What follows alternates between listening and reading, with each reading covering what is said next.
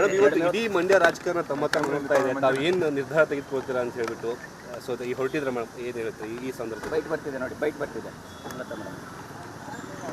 ಎಲ್ಲ ನಿರ್ಧಾರ ನಾನು ಮಂಡ್ಯದಲ್ಲೇ ಹೇಳ್ತೀನಿ ಅಂತ ಘೋಷಣೆ ಮಾಡಿದ್ದೀನಿ. ಸೊ ಹಾಗಾಗಿ ನನ್ನ ನಿರ್ಧಾರ ಏನು ಅನ್ನೋದನ್ನು ಅಲ್ಲೇ ಹೇಳ್ತೀನಿ.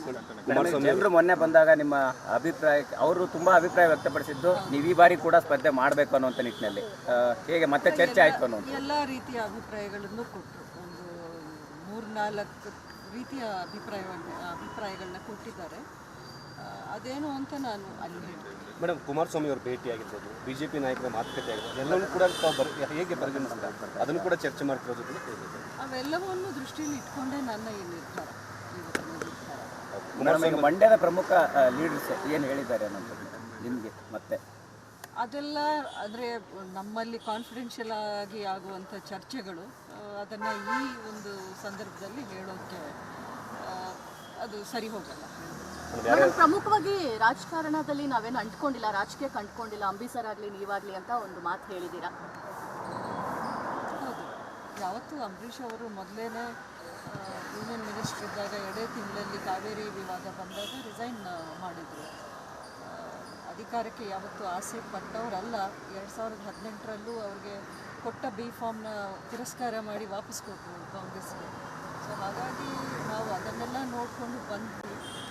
ಅಧಿಕಾರಕ್ಕೆ ಅಥವಾ ಸ್ವಾರ್ಥ ರಾಜಕಾರಣಕ್ಕೆ ನಾವು ಯಾವತ್ತೂ ಆಸೆ ಪಡೋದು. ಮೇಡಮ್, ಇವತ್ತು ನಿಮ್ಮ ಜೊತೆ ಯಾರೆಲ್ಲ ಇರ್ತಾರೆ ಅನ್ನೋಂಥದ್ದು, ನಿಮ್ಮ ಜೊತೆಗೆ ಯಾರೆಲ್ಲ ಇರ್ತಾರೆ ಅದನ್ನು ನಾನು ಪೋಸ್ಟ್ ಮಾಡಿದ್ದೀನಲ್ಲ, ದರ್ಶನ್ ಹಾಗೂ ಅಭಿಷೇಕ್. ಮ್ಯಾಮ್, ಡಿ.ಕೆ. ಶಿವಕುಮಾರ್ ಹೇಳಿದ್ರು ಕುಂಬಳಕಾಯಿ ಕಳ್ಳ ಅಂದರೆ ಯಾಕೆ ಹೆಗಲು ಮುಟ್ಕೊಂಡು ನೋಡಬೇಕು, ನಾನು ಅವ್ರ ತಂಟೆಗೆ ಮಾತಾಡೇ ಅವ್ರ ಬಗ್ಗೆ. ಯಾರು ಕುಂಬಳಕಾಯಿ ಕಳ್ಳರು ಯಾರು ಕಳ್ಳರು ಇಡೀ ದೇಶಕ್ಕೆ ಗೊತ್ತಿದೆ. ನಾನು ಯಾಕೆ ಹೇಳಬೇಕು ಇದನ್ನು? ಈ ಒಂದು ಸಂದರ್ಭದಲ್ಲಿ ಅವರು ಹೀಗೆ ಹೇಳಿದ್ರು, ನಾನು ಇದನ್ನು ಹೇಳೋದು ಅದೆಲ್ಲ ಸದ್ಯಕ್ಕೆ ಬೇಡ ಅಂತ ಅಂದ್ಕೊಂಡಿದ್ದೀನಿ. ನನ್ನ ಅವಶ್ಯಕತೆ ಅವ್ರಿಗಿಲ್ಲ ಅಂತ ಹೇಳಿದ್ರು, ನನಗೂ ಯಾರ ಅವಶ್ಯಕತೆಯೂ ಇಲ್ಲ. ಕುಮಾರಸ್ವಾಮಿ ಹೇಳಿದ್ದಾರೆ, ಸುಮಲತಾ ಅವರು ನಮ್ಮ ಬೆಂಬಲ ಸೂಚಿಸ್ತಾರೆ, ವಿಶ್ವಾಸ ಇದೆ ನಮಗೆ. ನೋಡಿ, ಇದನ್ನೆಲ್ಲ ನಾನು ಅಲ್ಲಿ ಪ್ರಕಟಣೆ ಮಾಡ್ತೀನಿ ಅಂದಮೇಲೆ ತಿರ್ಗಾ ನೀವು ಇಲ್ಲಿ ಕೇಳಿದ್ರೆ ನಾನೇನು ಹೇಳಲ್ಲ. ಕಲೀಗ್ ಎಲ್ಲರೂ ಕೂಡ ರೆಡಿಯಾಗಿದ್ದಾರೆ ನಮ್ಮ ಜೊತೆ ಇವತ್ತಿನ ಹೆಚ್ಚಿನ ಮಾಹಿತಿಯನ್ನು ಕೊಡೋದಕ್ಕೆ. ದೀಪ್ತಿ, ಸುಮಲತಾ ಅವರ ಮನೆಯಿಂದ. ಸುಮಲತಾ ಅವರು ಇವತ್ತು 10:00ವರೆಗೆ ಮಂಡ್ಯದಲ್ಲಿ ತಮ್ಮ ನಿರ್ಧಾರವನ್ನು ಪ್ರಕಟ ಮಾಡಲಿದ್ದಾರೆ. ನಿನ್ನೆ ಒಂದು ಪತ್ರವನ್ನು ಬರೆದಿದ್ದರು, ಭಾವನಾತ್ಮಕ ಒಂದು ಪತ್ರವನ್ನು ಮಂಡ್ಯ ಜನರಿಗೆ ಬರೆದಿದ್ದರು. ಅದಾದ ನಂತರ ಇವತ್ತು ಇಷ್ಟೇ, ಕುಮಾರಸ್ವಾಮಿ ಅವರನ್ನು ಬೆಂಬಲಿಸ್ತಾರಾ ಅಥವಾ BJP JDS ಮೈತ್ರಿಕೂಟಕ್ಕೆ ಬೆಂಬಲಿಸ್ತಾರಾ ಅಥವಾ ಅವರ ನಡೆ ಏನು, ತಟಸ್ಥರಾಗ್ತಾರಾ, ಸ್ಪರ್ಧೆ ಮಾಡ್ತಾರಾ, ಭಾಳ ಕುತೂಹಲ ಮೂಡಿಸಿದೆ.